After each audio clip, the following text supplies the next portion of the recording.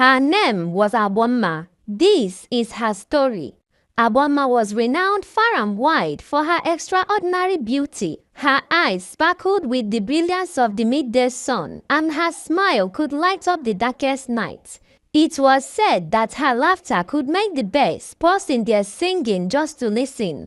As a result, men from all corners of the region came to Omonka village, each of them hoping to win her heart and take her as his bride. However, Agbọmma was not easily swayed by flattery or gifts. She had turned down suitor after suitor, leaving many to wonder what kind of man could possibly capture her elusive heart. Despite their persistence, Agbọmma remained firm in her resolve, much to the frustration of her mother, who desired to see her daughter settled and happy. One day, a young and ambitious lawyer named Ozo decided to try his luck. Ozo was known for his intelligence, charisma, and confidence, traits that had helped him achieve great success in his profession. He believed that his stature and eloquence would surely impress Agbọmma. With a heart full of hope and a mind full of determination, he set off to Agbọmma's house. Upon his arrival, Ozo was warmly welcomed by Agbọmma's mother, Nneka. She offered him a seat and listened intently as he expressed his desire to marry her daughter. Nneka, who was eager to see her daughter wed, was overjoyed. She called out to Agbọmma to come and greet her suitor. Agbọmma appeared, her beauty even more striking in person. She greeted Ozo with a gentle nod. He was captivated by her presence and felt even more confident that he would succeed. Agbọmma, please bring a cup of water for me. I am thirsty, Ozo requested. Agbọmma obediently went inside and returned with a cup of cool, refreshing water. However, instead of handing it to Ozo, she did something unexpected. She poured the water over his head, drenching him from head to toe. Everywhere fell silent. Ozo sat in shock, the cold water running down his face. He felt humiliated and disrespected. Nneka's joy turned to anger as she confronted her daughter. Agbọmma, why did you do such a thing? She demanded. Agbọmma, with calm and unyielding eyes, replied, I poured the water to set an example in this village to all the men seeking my hand in marriage. I am no man's wife. My life is my own, and I will not be bound by the expectations of others. Ozo, embarrassed and defeated, left the house with a heavy heart. Word of Agbọmma's bold act spread quickly through the village and beyond. Some were shocked, others admired her courage, but all understood that Agbọmma was a woman who valued her independence above all else. From that day on, men ceased their pursuit of Agbọmma. They respected her decision and admired her strength. Agbọmma continued to live her life on her own terms, inspiring many young women in Omonka village to follow their hearts and stand up for their own beliefs. One sunny afternoon, as Agbọmma walked along the village road, enjoying the warmth of the day and the beauty of the surrounding nature, a young man named Nnamdi spotted her. Nnamdi had admired Agbọmma from afar for a long time. Unlike the other men who had sought her hand in marriage, Nnamdi felt a genuine affection for her. He believed that he could just express his heartfelt feelings. Agbọmma might see him differently. Gathering all his courage, Nnamdi approached Agbọmma. I have admired you for a long time. I cannot keep these feelings to myself any longer. I love you deeply and I wish to make you my wife. Agbọmma stared at him, her expression unreadable. Before Nnamdi could react, she raised her hand and slapped him across his face. The sharp sound echoed through the still air. Nnamdi was stunned, his face burning with pain and humiliation. The villagers who had witnessed the scene were equally shocked. Nnamdi stood frozen, unable to comprehend what had just happened. With unwavering eyes, Agbọmma spoke firmly. "I will not tolerate being approached in this manner. I am not an object to be claimed. My life and my choices are my own, and I have made it clear that I do not seek marriage."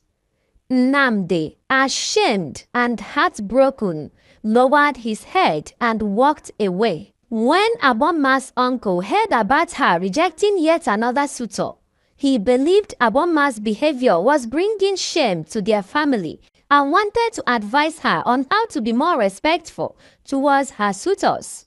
One evening, he visited Agbọmma's compound. He approached her with a stern expression. "Agbọmma," he began, "you have rejected many fine suitors. This is not how a young woman of our village should behave. You are bringing shame upon our family." Agbọmma replied, "Uncle, I appreciate your concern, but I am old enough to know what I want. I have my reasons for my decisions, and I do not need advice on this matter." Her uncle's face darkened with anger. He felt disrespected and decided to teach her a lesson. He picked up a cane lying nearby and raised it, ready to flog her. "Perhaps a little discipline will make you have sense," he said. Just as he was about to bring the cane down on Agbọmma, an invisible force snatched it from his hand. The cane hovered in the air for a moment before it turned and began to strike him. Shocked and unable to comprehend what was happening, her uncle stumbled back, trying to fend off the invisible blows. "Stop! Stop!" he cried out in pain and confusion. Agbọmma's mother, hearing the commotion, rushed out to see what was happening. She was met with the sight of her brother-in-law being flogged by an unseen force. Her eyes widened in disbelief, and she clutched her chest. "What is this?" she exclaimed, her voice trembling with fear. Even Agbọmma was stunned. She had no idea what was causing the invisible force to protect her. She watched, wide-eyed, as the cane continued to strike her uncle until he fell to his knees, gasping for breath. The cane finally dropped to the ground, and the invisible force seemed to dissipate. Her uncle, bruised and humiliated, looked up at Agbọmma with a mixture of fear and bewilderment. This is not normal," he stammered. "What kind of power do you have?" Agbọmma shook her head, her own shock evident. "I don't know, uncle. I truly have no idea what just happened." Her mother approached cautiously, still reeling from the sight. "Agbọmma, what is going on?" "I don't know, mother," Agbọmma repeated, her voice steady despite the confusion. "I didn't do anything." Word of the incident spread quickly through the village. People whispered about the mysterious force that had protected Agbọmma. In the neighboring village of Umunka lived a remarkable young man named Onyemechi. He was the only son of his parents. Onyemechi's father had passed away when he was just a little boy, leaving his mother to raise him alone. Despite their hardships, Onyemechi grew up to be an intelligent individual. His curiosity and determination led him to excel in school, and he eventually secured a place at a prestigious university. After graduating from the university, Onyemechi landed a well-paying job in the city that allowed him to provide for his mother. He became well known in his community not only for his professional achievements, but also for his wisdom. He was deeply spiritual and had a profound understanding of the human condition. People in the community often sought his counsel for various matters, ranging from personal issues to communal disputes. His advice was always thoughtful and fair, earning him the respect and admiration of everyone around him. Onyemechi's mother had always dreamed of seeing her son married and surrounded by grandchildren. As the years passed, her desire grew stronger. She often reminded her son of his duty to carry on the family name and bring joy to their home with the laughter of children. "Onyemechi, my son," she would say, "I am not getting any younger. I long to see you married and hold my grandchildren in my arms. You need a wife who will stand by your side and bring happiness to our family." Despite his mother's pleas, Onyemechi remained focused on his job. He knew the importance of his mother's wish, but was determined to find the right partner, not just any woman. He wanted a wife who shared his values and understood his aspirations. "Mother, I understand your wishes," Onyemechi would gently reply, "but I believe that marriage is a lifelong commitment. I want to make sure I find someone who is truly right for me, someone who will be a partner in every sense. Please be patient with me." His mother would sigh, but trusted her son. She knew he was wise and thoughtful, but there was something Onyemechi's mother did not know about him. A secret he kept to himself. Onyemechi belonged to a secret coven of dark magic, a group that promised protection and wealth to its members. There was a ring given to him by the secret coven. This ring, an ornate piece of jewelry, was said to offer protection. Whenever something bad was about to happen around him, the ring would show him a sign. Onyemechi wore the ring on his finger, a constant reminder of the choices he had made. One evening, as Onyemechi walked through the village, he overheard a group of young men discussing Agbọmma from the neighboring village of Umunka. They spoke of her beauty and how she rejected all her suitors. When Onyemechi returned home, he told his mother what he heard about a maiden called Agbọmma. He also told her that he wanted to go to Umunka village to try his luck. He embarked on a journey to Umunka village. He hoped to try his luck, believing that if anyone could understand and appreciate his journey, it would be Agbọmma. With his mother's blessing and the ring still on his finger, he set out with a heart full of hope. Upon reaching Umunka village, he asked the villagers for direction to Agbọmma's compound. They pointed him to the right direction, and soon he found himself standing at the entrance of her home. As he approached, he saw Agbọmma sitting outside, holding a mirror and looking at herself. The moment Onyemechi set eyes on Agbọmma, he felt a sudden warmth from the ring on his finger. Surprised, he looked down on his ring and saw an image of a river goddess appeared on the ring. It was an otherworldly vision. Unlike anything he had experienced before, he immediately understood the meaning. Agbọmma was connected to the water, belonging to the river goddess, and she was destined to be no man's wife. Struggling with the revelation, Onyemechi approached Agbọmma with caution.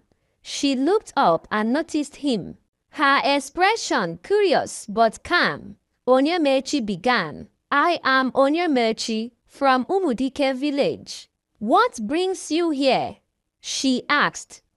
Onyemechi took a deep breath, trying to steady his thoughts. "Agbọmma, I came here to see you, to try my luck and ask if you would consider marrying me." Agbọmma's demeanor changed instantly. Her eyes narrowed and her face twisted in anger. She said, "Onyemechi, or whatever you call yourself, I will not marry you. Get out of my father's compound and never come back." Her words were harsh, and the venom in her voice was unmistakable. But Onyemechi, with the experience of the river goddess's warning still fresh in his mind, knew that it wasn't truly Agbọmma speaking. He recognized the signs of possession, understanding that the river goddess was speaking through her. He smiled, sadly, bowing his head slightly in respect, and he said, "I understand, Agbọmma. I will leave now." As he walked away, He couldn't help but feel a deep sense of sorrow. He knew that the Agbọmma he had fallen for was trapped under the influence of the river goddess, her true self, hidden beneath layers of supernatural control. When he returned home, his mother noticed the troubled look on his face. "Onyemechi, my son, what happened? Did she reject you?" she asked. Onyemechi sighed and nodded. "Yes, mother. She was very angry and asked me to leave." His mother's eyes softened with sympathy. "Do not lose hope, my son. If you truly love her, keep trying. Sometimes persistence and genuine love can break through the hardest barriers." Onyemechi appreciated his mother's words of encouragement, but he knew the truth that lay deeper. He didn't tell his mother about the river goddess or the vision on his ring. Instead, he kept that knowledge to himself, pondering over the mystery of Agbọmma's situation. As days turned into weeks, Onyemechi found himself thinking about Agbọmma constantly. Her beauty was indeed irresistible, and the idea of such a remarkable woman being his wife filled his dreams. Yet, the reality of her possession by the river goddess weighed heavily on his heart. One evening, as he sat in quiet contemplation, he decided that if he were to continue pursuing Agbọmma, he would need more than love to win her heart. He quickly remembered his affiliation with the secret coven of dark magic, realized he had his own spiritual powers at his disposal. One of his abilities was to ask questions through his palm and receive immediate answers. Desperate to win Agbọmma's love, he quickly brought out his palm and posed his question: "How do I win Agbọmma's love? How do I lure her to marry me?" Instantly, a dark smoke materialized on his palm and responded. "To lure Agbọmma's love is very easy, as you can imagine. Buy her things that can entice water children, things that water children cannot do without. You are spiritually wise and should know better." As the smoke disappeared, Onyemechi pondered the answer. Being spiritually wise, he knew that water children were often enticed by luxurious and beautiful things.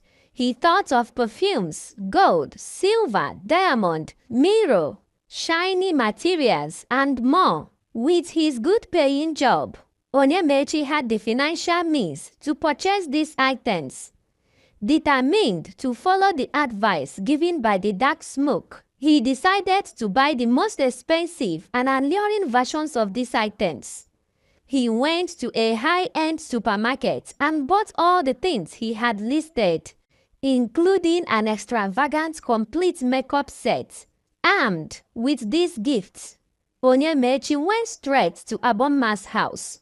He arrived at her compound, carrying bags filled with the enticing items. Agbọmma was outside once again, tending to her garden. She looked up, surprised to see Onyemechi approaching with such a determined look on his face. "Onyemechi, what are you doing here?" she asked, a hint of curiosity in her voice. Onyemechi smiled warmly and set the bags down in front of her. "Agbọmma, I have brought you gifts. I hope you will accept them," Onyemechi said. Agbọmma's eyes widened as she looked through the bags. The sight of the perfumes, gold, silver, diamond, and other luxurious items caught her attention. She picked up the expensive makeup set, her fingers tracing the intricate designs on the packaging. "These are for me?"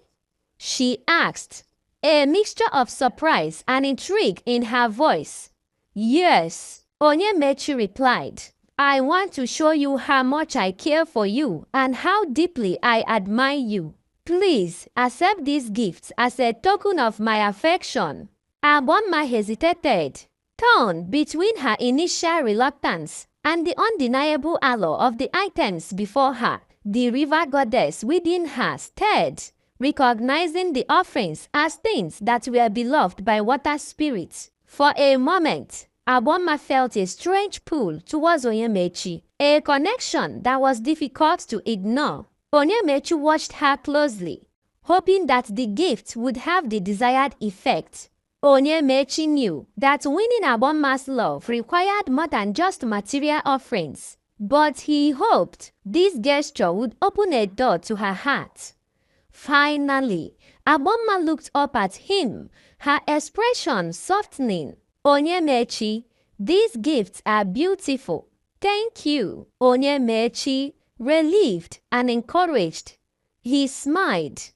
Agbomma, I care for you deeply and I want to understand you better. I want to be by your side, supporting you and sharing in your journey. Agbomma's resolve wavered. The luxury items had touched something deep within her. Agbomma took a deep breath, her defenses slowly crumbling. The gift had indeed enticed her. But more than that, Onyemechi's sincerity and persistence had begun to reach her heart. Agbomma was delighted with the gifts. Her face lit up with happiness, and she turned to Onyemechi with genuine smile. Thank you once again, Onyemechi. The gifts are beautiful, she said. Unable to contain her joy, she then made a decision that surprised even herself. I have accepted to marry you. As she made the comment, I have accepted to marry you, the worst was set to happen. Watch out for part 2. The story is getting tougher.